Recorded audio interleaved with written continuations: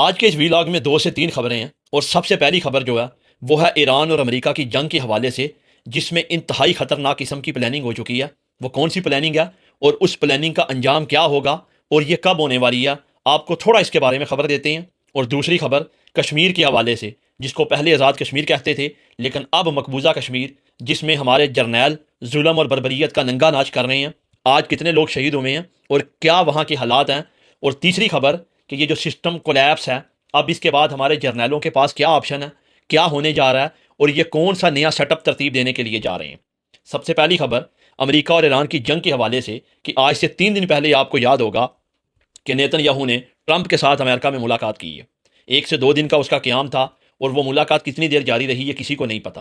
لیکن اس ملاقات کے بعد اب ٹرمپ نے یہ فیصلہ کیا کہ وہ جو آخری آپشن تھا نا، ایٹم بم سے پہلے تک کا آپشن، آخری تو خیر وہ ہے اور وہ ہوگا بھی نہیں، اور اللہ کی ذات ایسا ٹائم بھی نہ لائے کہ انسانیت کا قتل ہو، کیونکہ طاقت کے اندھے لوگ کچھ سوچتے تو ہے نہیں ہیں، اپنا اقتدار بچانا ہے۔ لیکن اب یہ فیصلہ کیا ٹرمپ نے، اور اس نے وارننگ بھی دے دی ہے کہ اب ہم ایران کے انفراسٹرکچر کو نشانہ بنائیں گے، ان کے بجلی گھروں کو بنائیں گے، ان کے توانائی کے گھروں کو بنائیں گے، اور ان کے ایٹمی پلانٹ کو جو ہے نا ہم نشانہ بنائیں گے۔ یہ اتنی انتہائی خطرناک خبر ہے کہ اس کا جو انجام ہوگا نا، وہ آپ سوچ بھی نہیں سکتے۔ اب اس کا انجام کیا ہوگا، کیونکہ یہ وہ سٹیپ ہے جو جس دن سے جنگ لگی ہوئی ہے نا، ٹرمپ کے پاس یہی ایک آخری آپشن ہے، اور وہ بار بار اس کی دھمکی دیتا ہے لیکن وہ کر نہیں پا رہا۔ لیکن اب وہ کہہ رہا ہے کہ میں نے یہ فیصلہ کر لیا کہ اب یہ میں کام کروں گا، اب وقت ایران کے ہاتھوں سے نکل چکا ہے، اب یہ پچھتائیں گے۔ دوسری طرف اس نے یہ بھی بیان دیا کہ ایران کی ٹیکنالوجی، ڈرون ٹیکنالوجی اور میزائل ٹیکنالوجی، اس کے بارے میں جو بھی ہم کو خبر دے گا، ہم اس کو $1.5 ملین کا انعام دیں گے۔ مطلب یہ ہوا کہ اب اس کے پاس کوئی انٹیلیجنس شیئرنگ نہیں ہے۔ پہلے جو انٹیلیجنس معلومات ہوتی تھی نا، اور حملہ کر کے ٹارگٹ کرتے تھے، اب وہ چیزیں ہو چکی ہیں ختم۔ شاید ایران نے وہ نیٹ ورک توڑ دیا، اور یہی سب سے خطرناک چیز ہے۔ اور اس سے اگلی بات، ایران جب اپنے میزائل اور ڈرون سے ٹارگٹ کرتا ہے تو وہ ٹارگٹ ایگزیکٹ لوکیشن کے اوپر لگتے ہیں۔ امریکہ حیران اس بات سے ہے کہ ان کے پاس ایسی ایگزیکٹ لوکیشن کیسے ہے، یہ ٹارگٹ کیسے سیٹ کر رہے ہیں، ان کے پاس کون سی ٹیکنالوجی ہے۔ اس ٹیکنالوجی کا ان کو کوئی توڑ نہیں مل رہا، کوئی سراغ نہیں مل رہا کہ ہم اس کو کیسے روکیں۔ لیکن اب ٹرمپ نے لالچ دینے کی کوشش کی ہے کہ جو یہ کام کرے گا اس کو اتنا نام دیا جائے گا، اور اس کا نام بھی سیگا راز میں رکھیں گے، اور ہم اس کو سیکیور بھی کریں گے۔ اب دیکھتے ہیں ٹرمپ کے اس لالچ میں کون کون اپنے ملک کے ساتھ غداری کرتا ہے۔ لیکن خطرناک خبر یہ ہے کہ ٹرمپ کہہ رہا ہے کہ اب میں نے یہ فیصلہ کر لیا، اب ایران کے اوپر وہ بمباری ہوگی جو اس نے کبھی سوچی بھی نہیں۔ لیکن ایران کی پاسداران انقلاب کے خاتم الانبیاء ہیڈ کوارٹر کے سربراہ، اس نے یہ جواب دیا کہ اگر ہم گلف کنٹریز کے اندر آپ کی ایئر بیسز کو نشانہ بنا سکتے ہیں، جس کے اوپر آپ نے ریڈار سیٹ کیے ہیں، بڑی سیکیورٹی ہے اور سارے معاملات ہیں، تو آپ سوچیں کہ وہ جو ان کے جوہری پلانٹ ہیں، یا کارخانے ہیں، یا انفراسٹرکچر ہے، یا بڑے بڑے پل ہیں جو شہروں کو آپس میں ملاتے ہیں، ان کو ہٹ کرنا ہمارے لیے انتہائی آسان ہے، کیونکہ وہاں تو کوئی ریڈار بھی نہیں ہے۔ اور یہ بات لاجیکلی سمجھ میں آتی ہے کہ اگر ایران ان ایئر بیسز کو نشانہ بنا سکتا ہے جن کے اوپر امریکہ کی اتنی ہائی ٹیکنالوجی ہے، تو پھر یہ چیزیں تو ہر ایک کے سامنے ہوتی ہیں۔ ان چیزوں کو روکنے کے لیے تو بڑے کوئی پیٹریاٹ سسٹم نہیں لگے ہوتے، بڑے کوئی انٹرسیپٹر نہیں ہوتے، لیکن یہ چیزیں پھر بھی ٹارگٹ ہو جاتی ہیں، کیونکہ یہ سب کو پتہ ہوتا ہے۔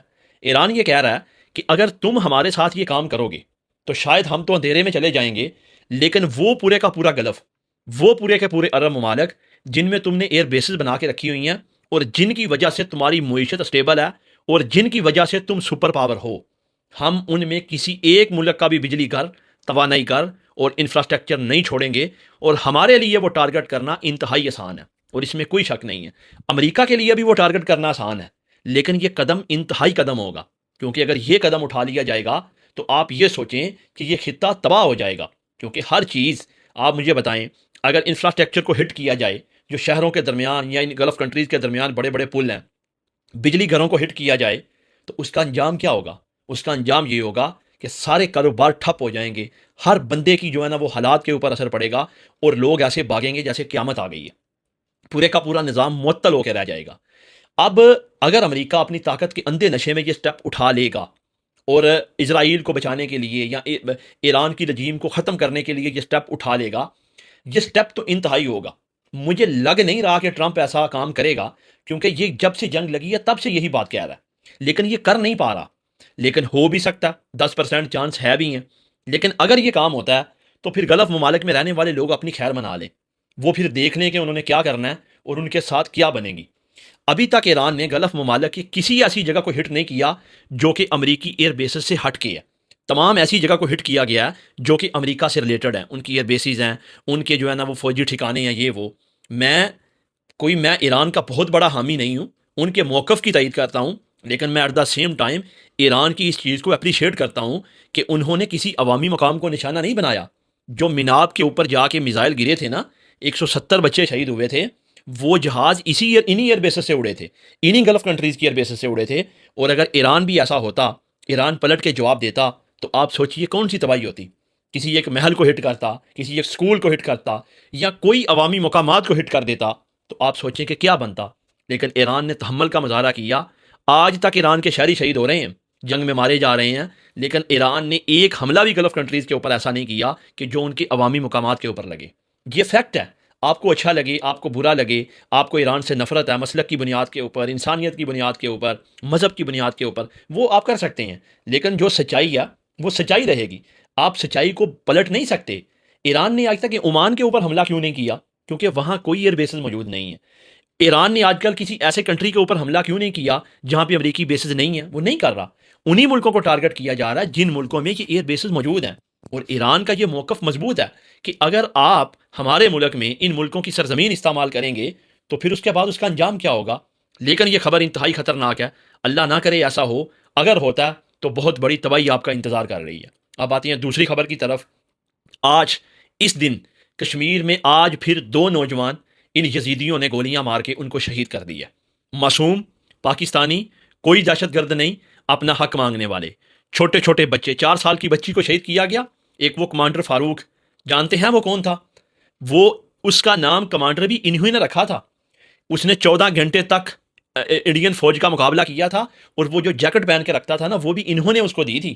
لیکن آپ اندازہ کیجئے کہ یہ طاقت میں اندھے لوگ، طاقت کے اوپر، اقتدار کے اوپر قبضہ کرنے والے یزیدی اپنی طاقت میں کیسے اندھے ہو چکے ہیں. پھر کہتے ہیں کہ ہمارا اس معاملے سے کوئی تعلق نہیں ہے.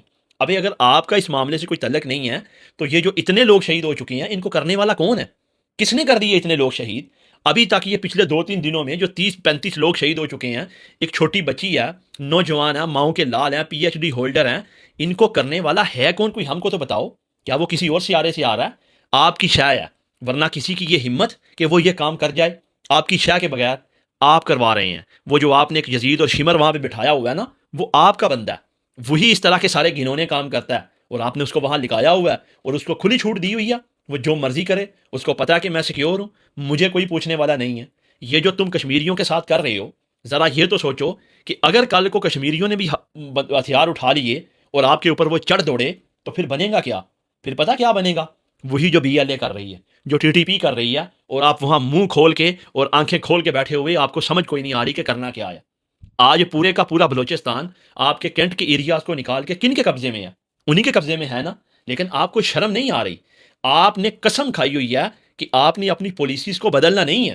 وہ بڑے مردودوں سے لے کر آج تک وہی پالیسیز، وہی گولی چلا رہے ہو، وہی بندوق چلا رہے ہو، اپنے لوگوں کے اوپر چلا رہے ہو. آپ اتنا بھی نہیں سوچ رہے ہو کہ یہ معصوم پاکستانی ہے. کس منہ سے تم جو ہے نا اپنی یہ ضمیر کہاں سے لے کے آتے ہو جس میں تم اپنی پاکستانیوں کے اوپر گولی چلانے والی ہمت کہاں سے لے کے آتے ہو؟ یہ بےغیرتی کہاں سے لے کے آتے ہو؟ اور یہ جو گولیاں مارنے والے ہیں، کیا تمہارے گھر میں کوئی ماں، بہن، بیٹی یا بھائی نہیں ہے؟ ذرا سوچو. تم جو کہتی ہو کہ تمہاری یہ مجبوری ہے، تم نے یہ نوکری کرنی ہے، تو کل کو اگر یہی آرڈر ملے، سامنے تمہارا بھائی ہو، تمہارا بیٹا ہو یا باپ ہو، پھر کیا کرو گے؟ وہ یزید تو بیٹھ کے صرف آرڈر دے رہا ہے نا. آرڈر کو فالو کون کر رہا ہے؟ تم کر رہے ہو نا. اور بعد میں تم یہ سوچتے ہو کہ تم اس سے بری و ذمہ ہو. سوال ہی پیدا نہیں ہوتا. تم برابر کے شریک ہو. یہ تم اپنی مرضی سے کر رہے ہو. چند پیسے کی خاطر، ایک تنخواہ کی خاطر تم لوگوں کے گھر اجاڑ رہے ہو، اور تمہیں یہ نہیں پتا کہ یہ نظام تمہارا بھی دشمن ہے. اس نظام سے متاثر تمہارے بھی بچے ہوں گے. تم نے بھی ان کی غلامی کرنی ہے. لیکن نہ جانے یہ بے ضمیر ان کی کہاں سے ٹریننگ ہوئی ہے، یہ کہاں سے اٹھ کے آئے ہیں، ان کا مائنڈ سیٹ کیا آیا. آپ ذرا اٹھا کے دیکھیں کشمیر سے خبریں کہ حالات بن کیا رہے ہیں، کس طرف بات جا رہی ہے. لوگ تشدد کے اوپر اتر آئیں گے. آپ کو کچھ بچے گا نہیں. یہ جو 75 سال سے چورن بیچ رہی ہو نا کہ یہ ہماری شارک ہے، وہ شارک تمہارا جینا حرام کر دے گی.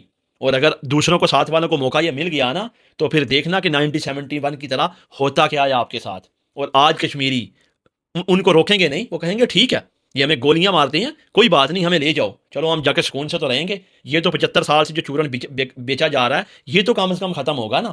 اب اس کی اگلی خبر، نظام کولیپس۔ اب اس یزید کو سمجھ کوئی نہیں آ رہی کہ میں کروں تو کیا کروں، ان دونوں کو سیاست میں بٹھایا ہوا ہے۔ تیسرا آپشن تھا عمران خان، اور عمران خان اس کے ساتھ کمپرومائز نہیں کر رہا۔ اب اس کو سمجھ یہ نہیں آ رہی کہ اگر میں عمران خان کو اس کی شرائط کے اوپر نکال دوں تو پھر تو میرا نظام ہی پورے کا پورا گر جائے گا، اور ان کو اپنا نظام بچانا ہے، اپنے کاروبار، اپنی اجارہ داری، اپنی بدماشی یہ بچانی ہے۔ پاکستان رہے یا نہ رہے یہ فرق نہیں پڑتا، پاکستان دیوالیہ ہو جائے، ڈیفالٹ کر جائے یا کچھ بھی ہو جائے، لیکن اپنا کاروبار مضبوط رہنا چاہیے۔